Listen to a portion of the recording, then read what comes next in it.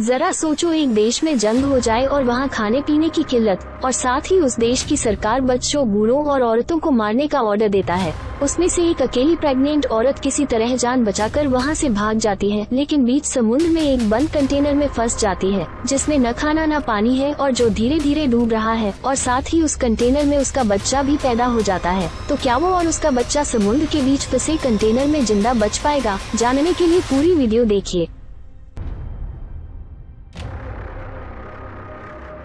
तो कहानी की शुरुआत में हम एक टैक्सी को देखते हैं, जिसमें एक रेडियो में बताया जा रहा था, आबादी बढ़ने की वजह से सरकार के पास संसाधनों यानी खाने पीने की किल्लत पड़ गई थी, इसीलिए उन्हें बच्चों और उन औरतों जो मां बनने वाली है उन्हें मारने का फैसला लेना पड़ा ताकि आबादी कम हो सके। फिर हम टैक्सी के ड्राइवर को देखते हैं, जो अपनी गाड़ी में बहुत से लोगों को इस जगह पर लेकर आया था, और उन्हीं लोगों में एक कपल था। मिया नाम की लड़की अपने पति के साथ थी, और ये सब लोग अब एक कंटेनर में जाकर बैठ जाते हैं। कंटेनर में एक औरत अपने फोन पर खबर देखती है कि सरकार खाने पीने की कमी की वजह से बच्चों और मां बनने वाली औरतों को मार रही है। ये सब देखने के बाद मिया काफी उदास हो जाती है, क्योंकि वो भी मां बनने वाली थी। इसलिए मिया और उसका पति, जिसका नाम निको होता है, वो दोनों कंटेनर में बैठकर इस देश को छोड़कर जा रहे थे। निको बैठकर मिया से बातें करता है और साथ ही वो उसे एक चॉकलेट भी देता है।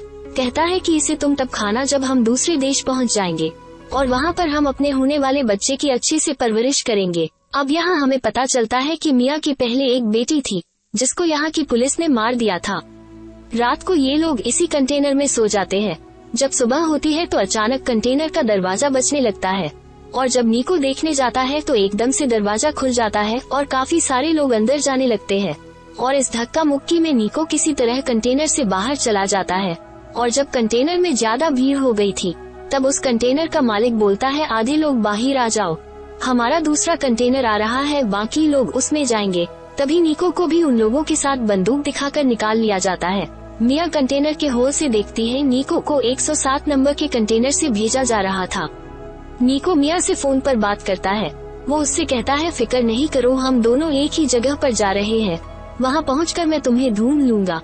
बस तुम इस सफर के दौरान अपना और अपने सामान का ध्यान रखना, और आसपास के किसी भी लोगों पर भरोसा मत करना।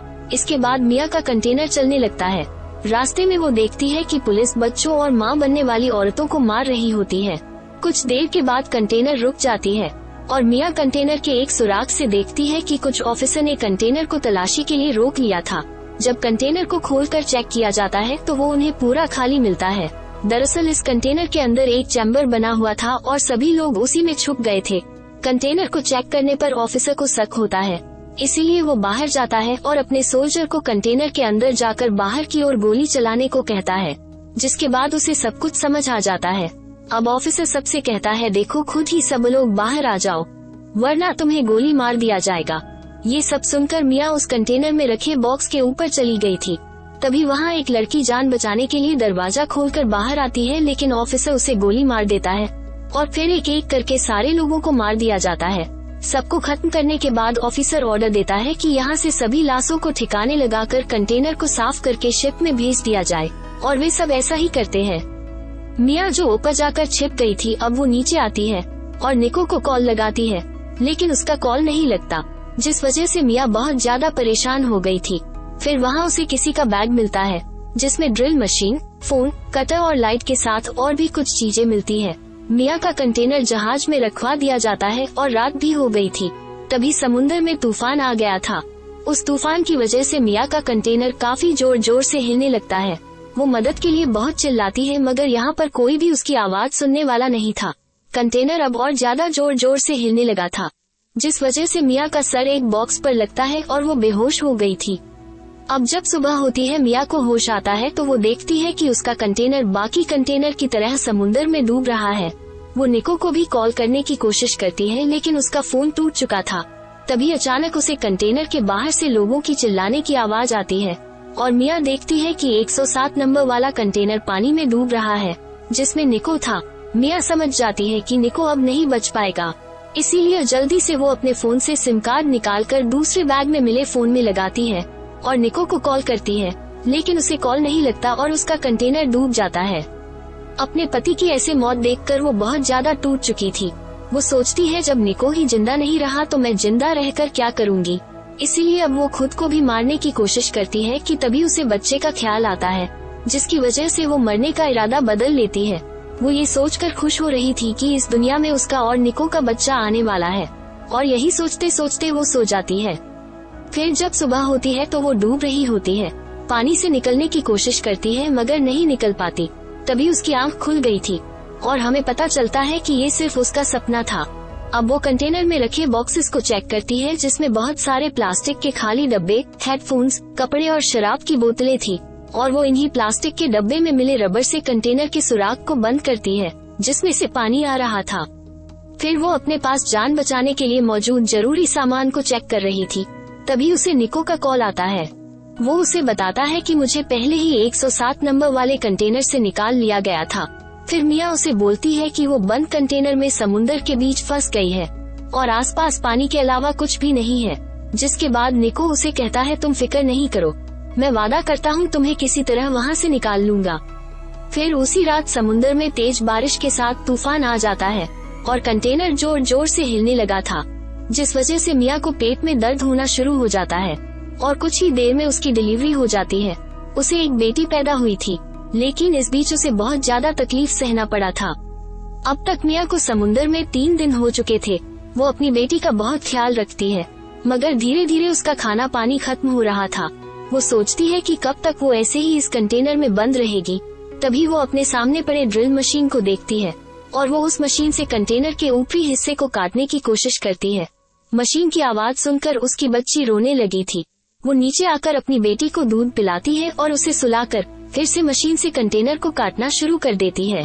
अब काम लगभग पूरा हो ही गया था कि तभी उसकी ड्रिल मशीन खराब हो जाती है और वो गुस्से से उसे फेंक देती है।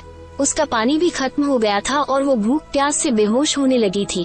तभी कुछ देर बाद बारिश होने लगती है और कंटेनर के उस कटे हुए हिस्से से पानी अंदर आने लगा था। मिया कई सारे प्लास्टिक के डब्बे में पानी को भर लेती है और अगले दिन कटर की मदद से कंटेनर को काटना शुरू करती है, लेकिन वो कटर भी टूट जाता है। जिसके बाद वो कंटेनर के कटे हुए हिस्से को रस्सी की मदद से बांधकर बड़े ताकत से खींचती है और कंटेनर का ऊपरी हिस्सा खुल जाता है, जिससे मिया बहुत खुश हो जाती है। जिसके बाद वो बाहर आती है और देखती है कि उसके चारों तरफ सिर्फ पानी ही पानी है। तभी पानी में उसे मछली दिखाई पड़ती है और वो एक रॉड की मदद से फिशिंग करना शुरू कर देती है, लेकिन दिन भर फिशिंग करने के बाद भी वो एक भी मछली नहीं पकड़ पाती और वो थक हार कर वहीं लेट जाती है।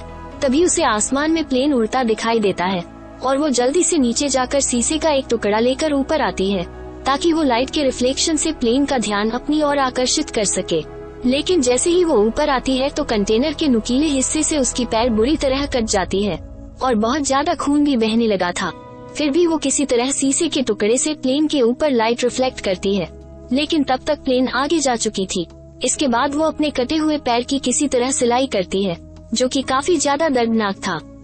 उसी रात वो बॉक्स में मिले हेडफोन्स की तार की मदद से जाली बनाती है और अगले दिन फिर से फिशिंग करना शुरू करती है और इस बार वो मछली पकड़ने में कामयाब हो गई थी और साथ ही बहुत सारी मछली पकड़कर डब्बे में रख लेती है और वो अपना फोन नंबर और हेल्प लिखकर डब्बे में बंद करके समुद्र में फेंकती है, ताकि कोई उसकी मदद के लिए आ सके।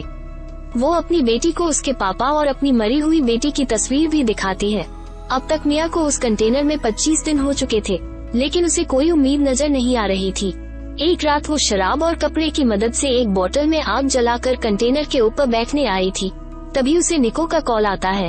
वो कहता है, मिया मुझे गोली लगी है, मैं तुम्हें बचाने नहीं आ पाऊंगा, मुझे माफ कर दो, मैंने पूरी कोशिश की। फिर मिया कहती है, कोई बात नहीं, इसमें तुम्हारी कोई गलती नहीं है, तुमने हम दोनों की जान बचाई। और कहती है, हमें बेटी हुई है। और वो अपनी बेटी की आवाज उसे सुनाती है, जिससे निको को बहुत ज्यादा खुशी होती है। अगले दिन वो खाली डिब्बों और बॉक्स की मदद से एक छोटी सी नाव बनाती है और अपनी बेटी को उसमें सुला देती है। तभी वहाँ उसे एक सीगल नजर आता है, जिसे देख वो खुश होती है, क्योंकि सीगल कभी भी समुंदर के बीच में नहीं आती। अब रात हो गई थी और अब कंटेनर में पूरी तरह पानी भर गया था। मिया फिर से एक बार कंटेनर को चेक करती है कि उसमें कुछ छूट तो नहीं गया। तभी उसे अपनी मरी हुई बेटी की तस्वीर नजर आती है और वो जब उसे लाने जाती है तो उसका पैर रस्सी में फंस गया था और ऊपर से उसकी बेटी की छोटी सी नाव पानी में बह गई थी। मिया किसी तरह पैर को जैसे तैसे छुड़वा कर बाहर आती है, लेकिन अब उसकी बेटी उसे कहीं नहीं मिल रही थी।